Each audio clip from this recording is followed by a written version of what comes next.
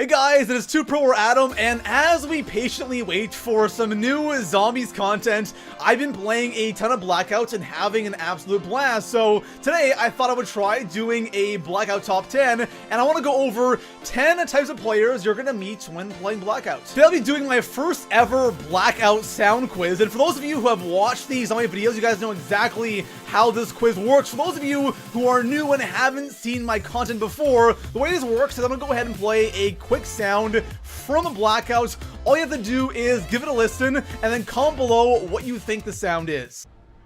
Yes, time to get at it. You know, the murdering. Yes, time to get at it. You know, the murdering. Make sure you really think about that sound right there, because it's definitely not as easy as you think it is. And of course, if you guys are new here and you enjoy the Blackout content, go ahead and hit that sub button. If you are subbed, make sure you have notifications turned on. And besides that, let's go ahead and jump into the first kind of player that you're going to meet when playing Blackout. Starting things off, here in the number 10 spot, we have the equipment spammers. And we all know that in Blackout, equipment is really important, like cluster grenades or concussions, Molotovs, sensor darts, whatever it might be. If you want those dubs in Blackout, you gotta use equipment. But then you have those players that take that equipment use to the next level. And there are times where I'm playing like a game of solo and some guy spams like 8 nades at me. It's like, how many nades do you have in your inventory? Do you only have grenades? It's crazy how some people rely on equipment so damn much that they'll fill up their entire inventory with just nades so they can get those wins. Coming in at the number 9 spot, we have those players in every single game of Blackout who are trying to get those character unlock missions. And this is something you see a lot towards like the end of the game when you have like 25 people left. You have someone like laying in the very back of the map under a tree behind a rock trying to stay alive so they can unlock that character. Now, I completely understand why people do this, because there are some character unlock missions that are actually kind of tough or just kind of annoying. Like one for me that I've been going for the longest time and I haven't gotten yet is Primus Takio, and for that all you have to do is not use any equipment and survive like the top 15 in solo, I think. I'm not sure, but it's pretty simple. But the thing is, not using equipment in Blackout, for me, it's a big no-no. So if I'm playing and I have that character mission, I'm gonna use my, cluster grenade or sensor dart if it means, me surviving. So it's one of those things that if you're somebody who wants to unlock these things, I completely get it. And it's always so funny when I come across a guy sitting in the back of the map and I kill him, I open his bag and he has like 6 character unlock items. Coming in at the number 8 spot, we have the hardcore campers. And here in Blackout, in my opinion, there's like different breeds of campers, different levels of camping. This right here is at the very top. These people camp out of their minds, and dying to these kinds of players is hands down one of the most frustrating things about Blackout. We've all had games where we go to a really weird spot to loot. Like for me, what happens sometimes is I land at a certain area, not much loot, and I don't really have any good guns. I don't want to go to, a popular spot and get wrecked, so I go off to some weird spot on the map to get some loot and hope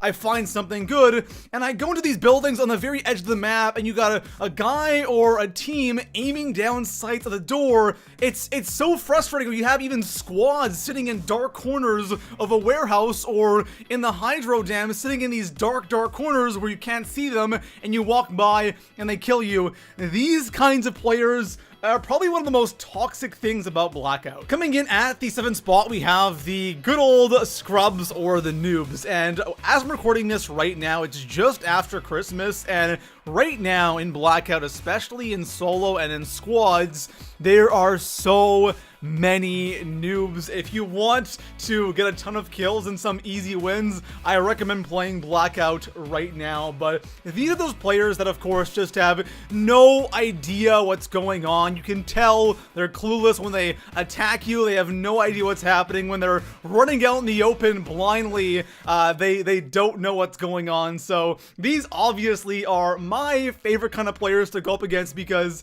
it usually ends up in a pretty easy win. Coming in at at the number 6 spot, we have the players who kill zombies here in Blackout. So these players will drop at a zombies location. So, Vrug's graveyard, now the farm, the lighthouse, wherever, there might be zombies, or a blocks location, and they kill the zombies. Now, this is kind of a double-edged sword because it depends on, first of all, how you kill the zombies, and if you use like a unsuppressed weapon, or, not a Bowie knife or not a tomahawk, you can attract a ton of attention. I've gotten so many easy kills from people trying to kill zombies with just a normal gun because you can hear them from a mile away and just come in, grab, the kill, and then finish off a couple more zombies, and I get the box for myself. So, killing zombies is kind of a risk and reward. You can get great loot from the zombies themselves, but sometimes it just isn't worth it. Coming in at the number 5 spot, we have one for all of you guys who play a ton of duos, and personally, I play a ton of duos and a ton of solos, but I never play duos though. Ever since the new update with the addition of hijacked and the new vehicle,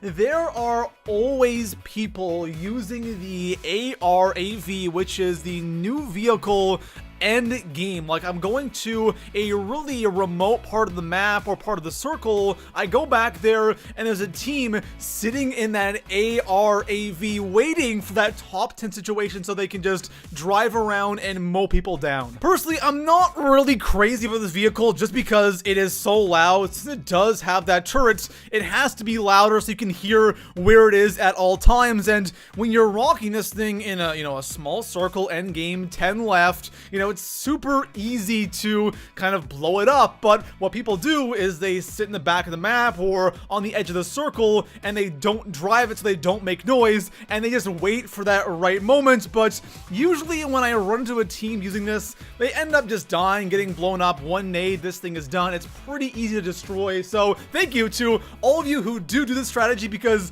it usually means some easy kills end game. But yeah, when playing duos, you're always going to run into that one team trying out this strat. Coming in at the number 4 spot, we talked about how scrubs are my favorite kinds of players to play against here in Blackout. My least favorite kind of player to play against is the tryhards, the level 80s who are sitting in a house with 3 trophy systems, a barricade, endless sensor darts, cluster grenades, Molotovs, you name it, they have it, and of course, their precious level 3 armor. Honestly though, these are the players that just know what's going on in Blackout. They clearly have played a ton. If they're like, level 70 or level 80 in max rank, they know where all of the, equipment stashes are or where they can spawn, and they always seem to have that level 3 armor. They have the sniper, they can, hit their shots very well, they're healing on the go, they're, dipping and diving around and just dangling around the map. These guys are great players, and usually when I die, in an end game situation, it's by these guys, and you know what? I'm not even mad. Coming in at the number 3 spot, we have the players who love being in the helicopter as long as they can. And I find that in duos and quads, this really isn't an issue, because in solo, if you shoot down a helicopter, the most kills you'll get is 1. So sometimes it's not worth it using a Hellion or keeping a Hellion just to get 1 kill. So in solo, helicopters stay up a lot longer, when in duos and squads, if you shoot 1 down, you can get 2 to 4 kills, which is definitely worth it. So this means that players in solo, there's always that one guy who's in the helicopter in the air for as long as he possibly can, trying to avoid any possible gunfight or battle, just trying to stay alive in that helicopter as long as he can, try to get to that top 10 situation so he has a chance